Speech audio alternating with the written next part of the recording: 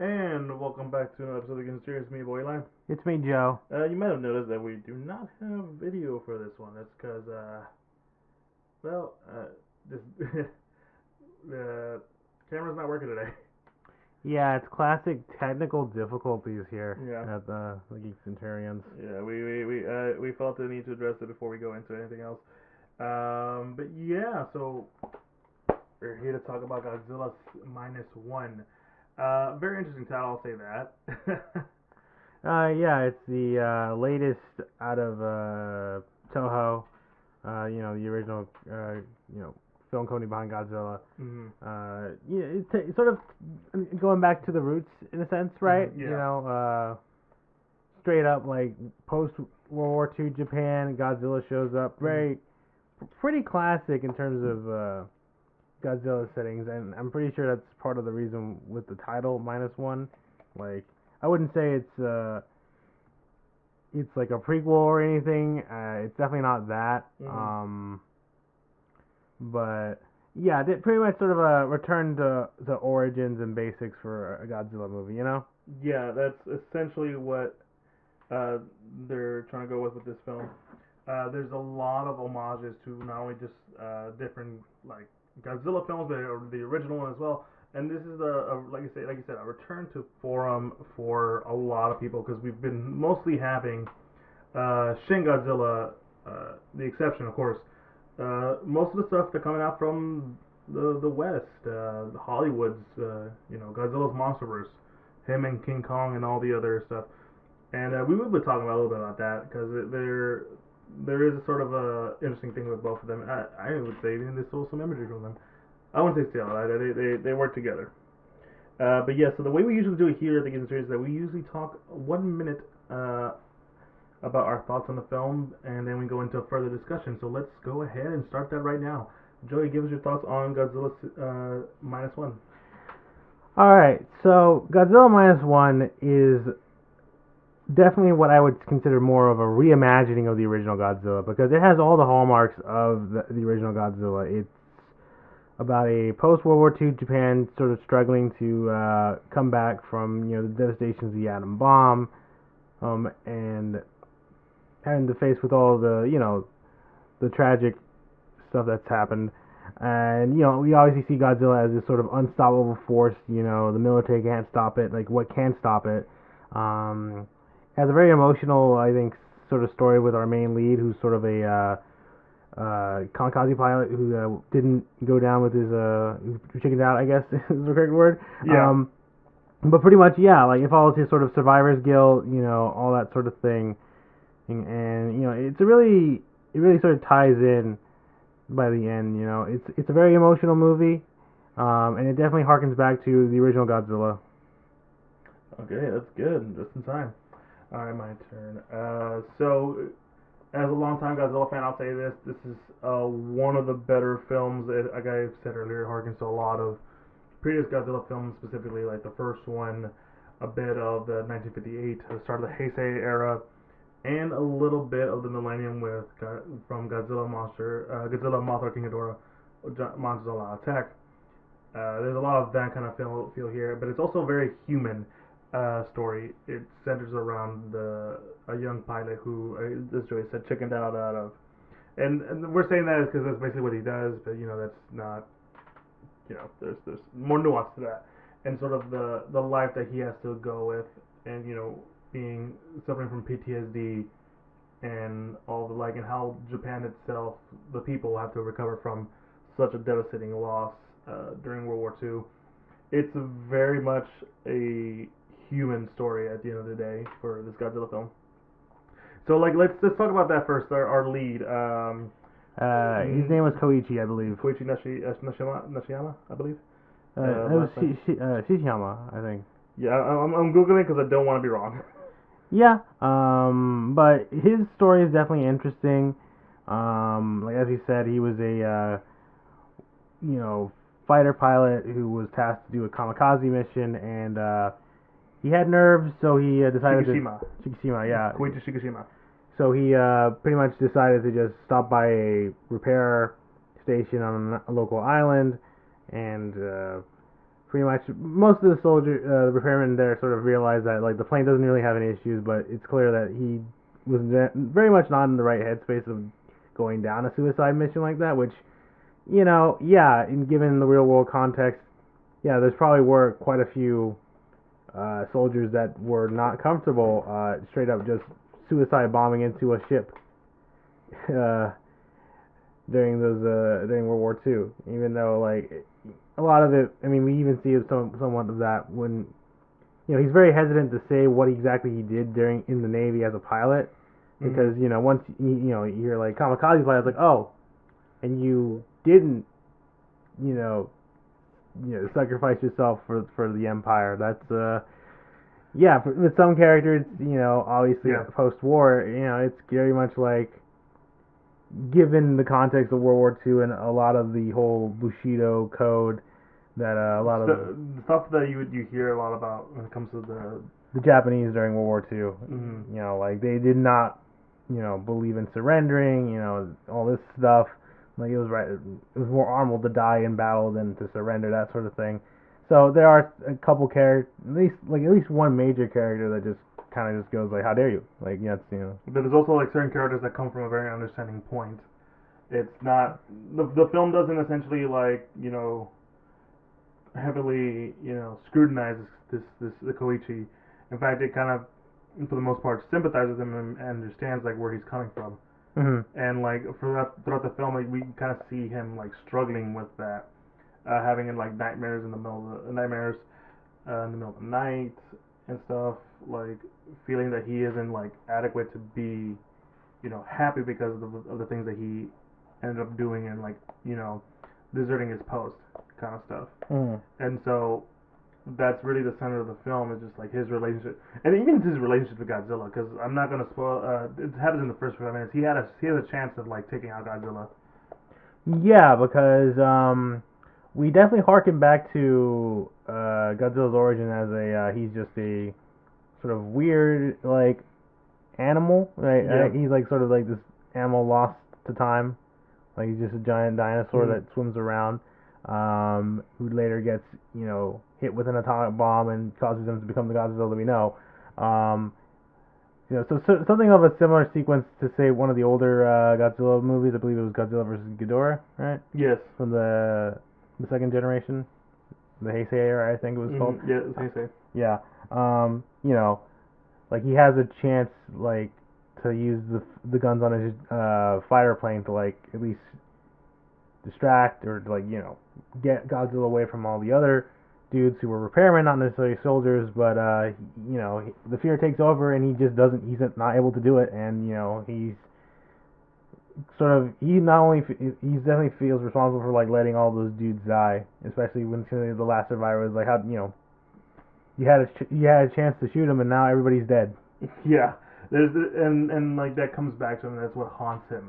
Like this is, in a way, it's commentating on not only America's use of the bomb and like their situation within the war, but it's also very much commenting on that idea of dying with honor kind of stuff. Not to say it's a negative, there's no way for me to say it, right?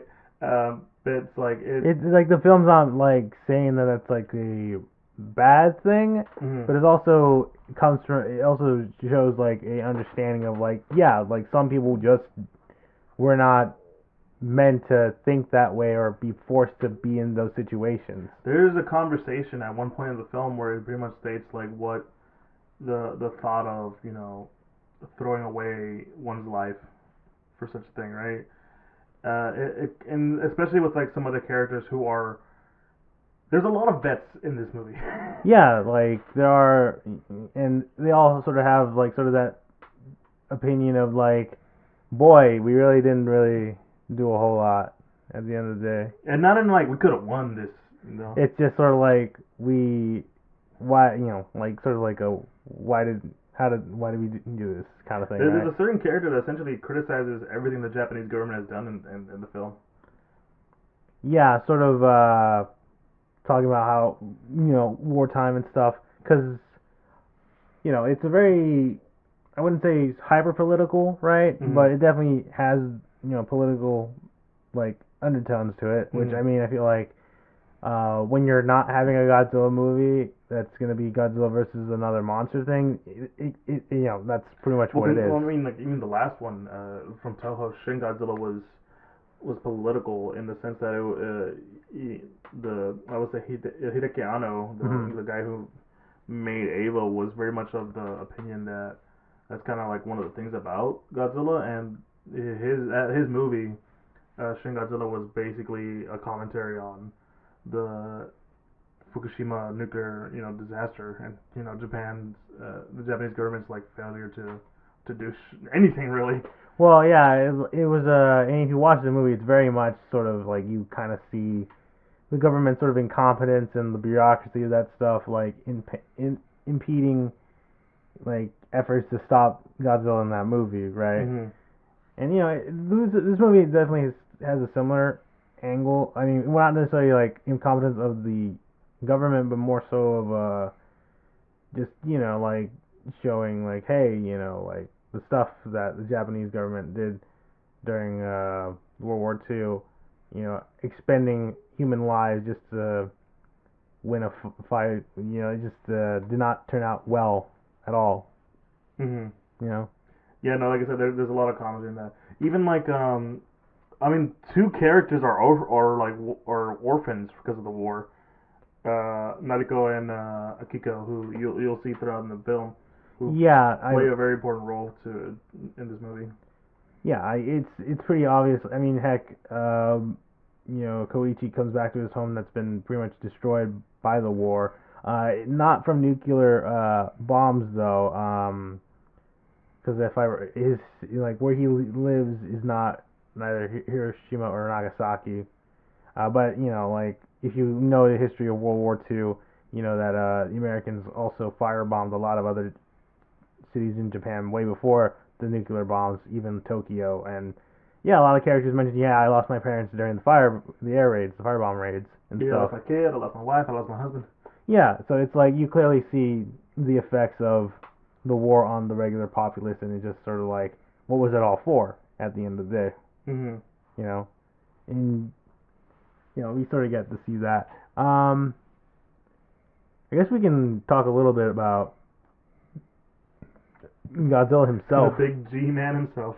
which I mean, yeah, we do. It's neat that just seeing how he sort of I mean, yeah, he has that sort of classic Godzilla look, right? Yeah, and this is why we mentioned like Godzilla, like and there's a little bit of each of the different iterations of Godzilla throughout their specific eras where they introduced in the first Godzilla movie they introduced the idea that he's probably just a lost dinosaur who got infected by the bombs, but also like the Godzillasaurus thing from Godzilla versus King Ghidorah.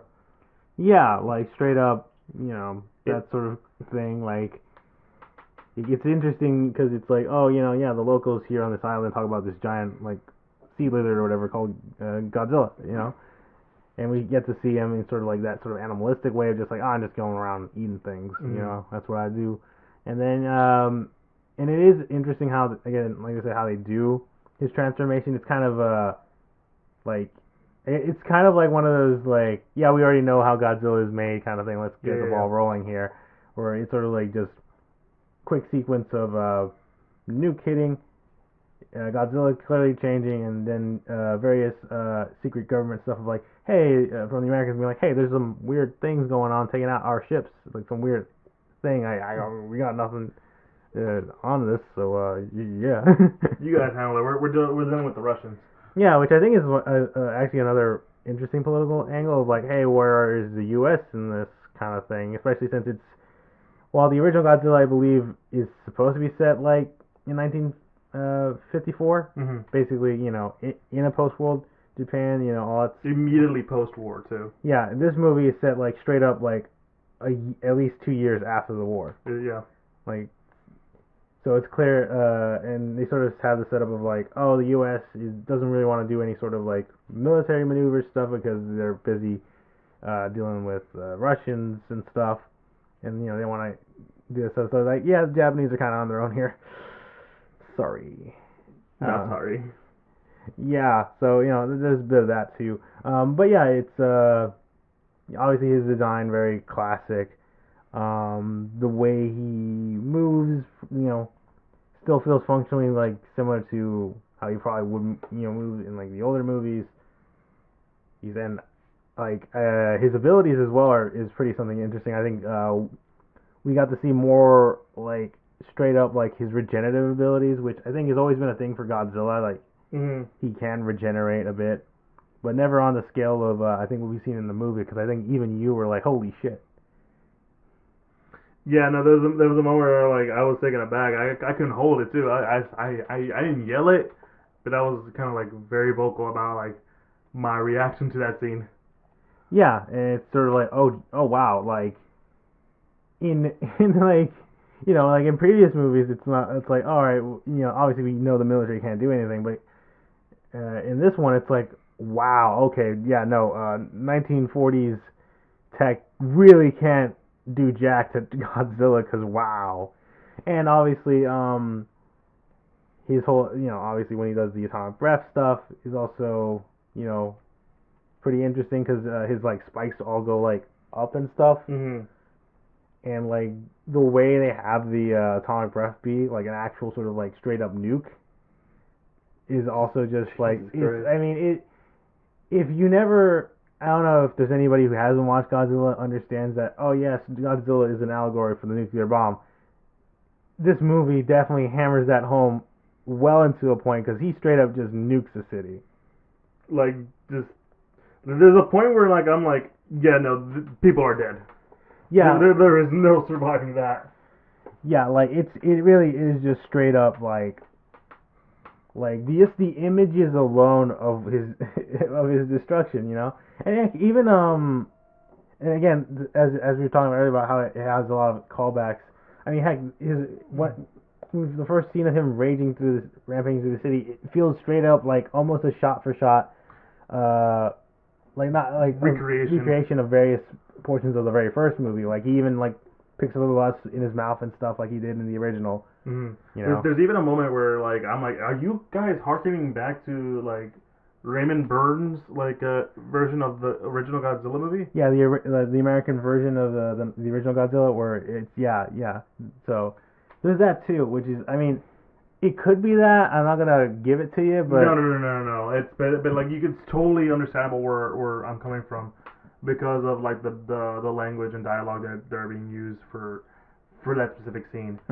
And but like no, it's meant to be, like a harkness to that, because it's essentially Godzilla's first attack. Yeah, like at that point in the movie, it's like he's just been sort of attacking various naval ships and stuff, and it's like this is the first time he's made landfall, and yeah, Yeah, and like yeah, there's just a lot of stuff in there. There's a lot of stuff to talk about too. One of my favorite things about it too was sort of the supporting cast.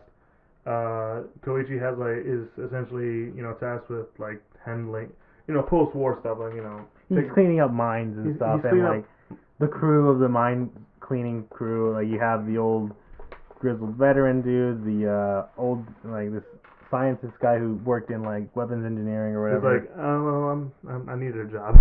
Yeah, like and this kid who's like, they literally just give him the nickname Kid. Yeah, and he like said, hey, like, I'm the same age as this guy. It's like, yeah, but you weren't a fighter pilot. You shut up. like he has more experience. He went through some shit you haven't. Yeah, that's why we call you Kid. Yeah. Yeah, like there's even a moment where that character is basically supposed to be like the next the youth, right, the youth that never got exposed to all that stuff, and like kind of romanticize it in a way. Yeah, because there's definitely a moment where it's like, wow, that's so awesome, man. Maybe, I kind of wish I got a chance to fight. And then Koichi's like, no. What the fuck did you just say? Dude, I lucked out. Like, I was a kamikaze pilot. Yeah, it's like, you better shut your damn mouth, right? You don't want to fight in a war, bro. Not like what we did. Yeah, it's just a lot of like I'm not kidding when there's a lot of like aspects of survival's guilt and PTSD throughout this movie. It's very much like a very mature story hidden behind a Godzilla movie. But I think I've said this before. Like Godzilla is like meant to be like a walking metaphor for anything. They've used it before in like past films, whether it be like even in the American films too, of like climate change, Just nuclear, yeah, nuclear weapons and that sort of thing, right? yeah.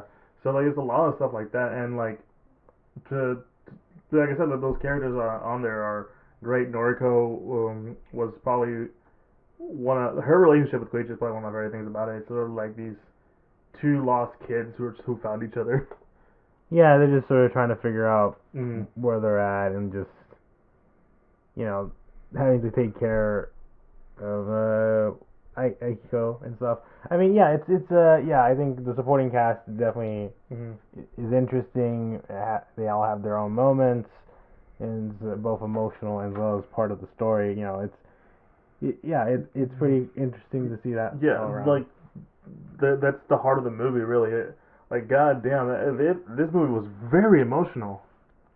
Yeah, and it's like you said earlier, like I think that's what makes Godzilla movies so interesting. A lot of the times is that like Godzilla, the franchise itself is so malleable that you can just sort of make whatever story you want and kind of just run with it. No matter how silly it is. Yeah, because obviously we've had obviously the mainline sort of Toho Godzilla movies. Hell, the original was straight up like a nuclear. It was an allegory for the nuclear bomb and for a country that is the only country so far to ever experience nuclear weapons being used on them. You can definitely feel that through that movie. And obviously, we have the later Godzilla movies are just sort of let's have them fight monsters and stuff. That's kind of cool, right? Yeah, there was a one where like they fought aliens that were cockroaches or something like that. I think there's one that had underground people too.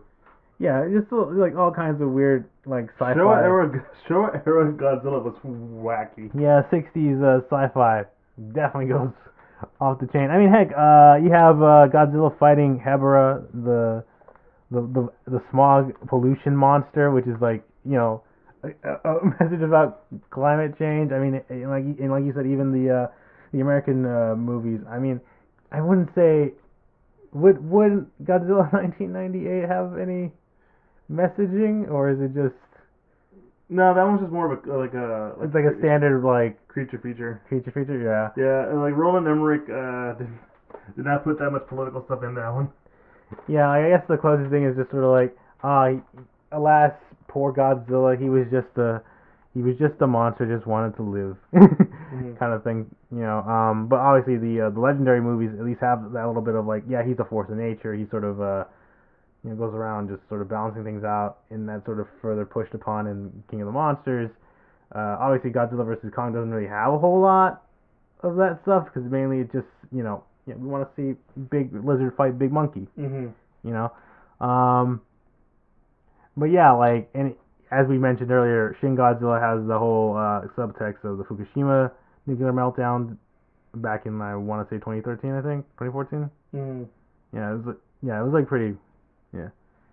Yeah, yeah. There's a lot of layers to this movie. It's just so good. Like I literally left the movie being like, this was really really good. Yeah, I loved it. It is kind of also, I mean, just to go off topic here for a little bit, it's just kind of neat to have like, because it feels like not only do they go for like I guess kind of like similar classic design of Godzilla, they also just have him like it feels like they kind of use like his original like roars as well, right? Yeah, there is moments where I feel like that. Like it's at least inspired. Yeah, and like there's a lot of like I think we're talking in a loop right now, but yeah, there's even like moments where I feel like aside from like the that first attack, like vibes of like of him being sort of this like unknown creature and like what is this? Well, how do we explain this kind of vibe? Yeah, I will say maybe like the only criticism I can kind of think about is kind of that angle. It's like, yeah, he's just sort of just this weird monster thing or whatever. Mm-hmm. You know, like, because and the first Godzilla movie definitely sort of kind of harkens in on like trying to theorize like what exactly is he? Where did he come from? What's all this? That sort of thing. But I think it's because of more the perspective of like it was a bunch of scientists, I believe, in the first one. Yeah. Right, and that were just sort of our main leads. Here, obviously, it's a firefight and all that stuff. So yeah, no, this movie. They just get like within like the first 10 minutes, they just name drop. Oh yeah, there's a giant lizard apparently that the locals have talked about for a while. And it's not that big of a criticism too. I'll say that. Yeah, like it's not like obviously it's not that big of a criticism. Like you're going into a movie called Godzilla, you're gonna see a giant lizard. Mm. But it is kind of like a little jarring. Like wow, all right, we're jumping right into it, huh? Oh, okay, all right, good. I mean, like I don't have that many like complaints to it. Because like I feel like for this Godzilla it was more or less like an embodiment of like that survival's guilt that Koichi was dealing with that. Mm-hmm. So yeah, no, I totally understand where you come from. I don't have that much of an issue for it, but I just really enjoyed this movie. So what rating? So I guess that's probably the end of it. What rating would you give it?